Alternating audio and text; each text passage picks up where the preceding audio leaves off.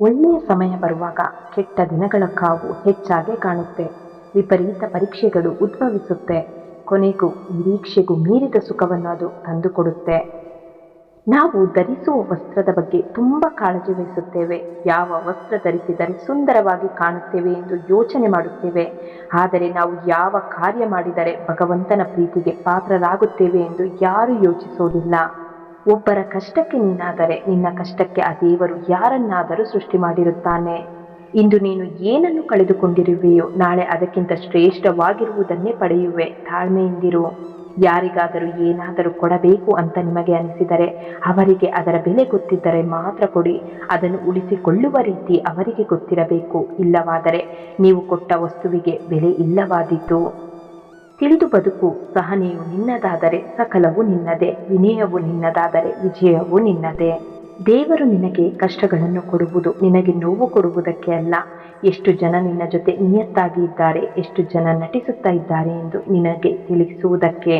ನಾನು ನನ್ನದು ಎಂಬ ಅಭಿಮಾನದಿಂದ ಉಂಟಾದ ಕಾಮ, ದುರಾಸೆ ಮೊದಲಾದ ಕೊಳೆಗಳಿಂದ ಮನಸ್ಸು ಯಾವಾಗ ಹೊರಬಂದು ಶುದ್ಧವಾಗುತ್ತದೆಯೋ ಆಗ ಸುಖ ದುಃಖಗಳೆರಡು ಸಮವೆನಿಸುತ್ತೆ.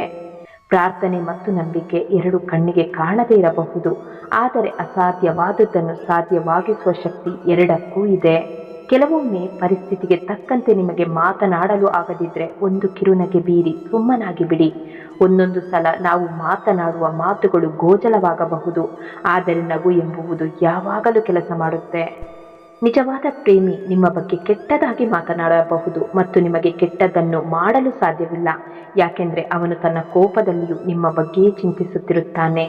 ಸಮಯ ಎಂದಿಗೂ ನಿಲ್ಲೋದಿಲ್ಲ. ಇಂದು ವಿಷಯಗಳು ಕೆಟ್ಟದಾಗಿದ್ದರೆ ನಾಳೆ ಖಂಡಿತವಾಗಿಯೂ ಉತ್ತಮಗೊಳ್ಳುತ್ತೆ. ನೀವು ನಿಸ್ವಾರ್ಥವಾಗಿ ಕೆಲಸ ಮಾಡುತ್ತೀರಿ ಮತ್ತು ಅದು ನಿಮ್ಮ ಕೈಯಲ್ಲಿಯೇ ಇದೆ. ಜೀವನದಲ್ಲಿ ಬಗೆಹರಿಯದ ಸಮಸ್ಯೆಗಳಿಗೆ ಭಗವಂತನೇ ಮುಕ್ತಿ ಕೊಡುತ್ತಾರೆ. ಜೀವನದಲ್ಲಿ ಮೊದಲು ಸೋಲು ಸಹಿಸಿಕೊಳ್ಳುವುದನ್ನು ಕಲಿಯಿರಿ. ಯಾಕೆಂದರೆ ಗುರಿ ಮುಟ್ಟುವ ಪ್ರತಿ ದಾರಿಯಲ್ಲೂ ಗೆಲುವೇ ಇರಬೇಕು ಅಂತೇನಿಲ್ಲ. ಪರೀಕ್ಷೆಗಳು ಬರಬಹುದು. ನೀವು ಸೇಡು ತೀರಿಸಿಕೊಳ್ಳುವ ಅಗತ್ಯವಿಲ್ಲ. ಅವನ ಮೇಲೆ ಹಾಗೂ ನಿಮ್ಮ ಕರ್ಮಗಳ ಮೇಲೆ ನಂಬಿಕೆ ಇಡಿ ಸಾಕು. ಭಗವಂತನ ಯೋಜನೆಯಲ್ಲಿ ತಡವಿರಬಹುದು, ಆದರೆ ನಂಬಿದವರಿಗೆ ಕೇಡಿಲ್ಲ.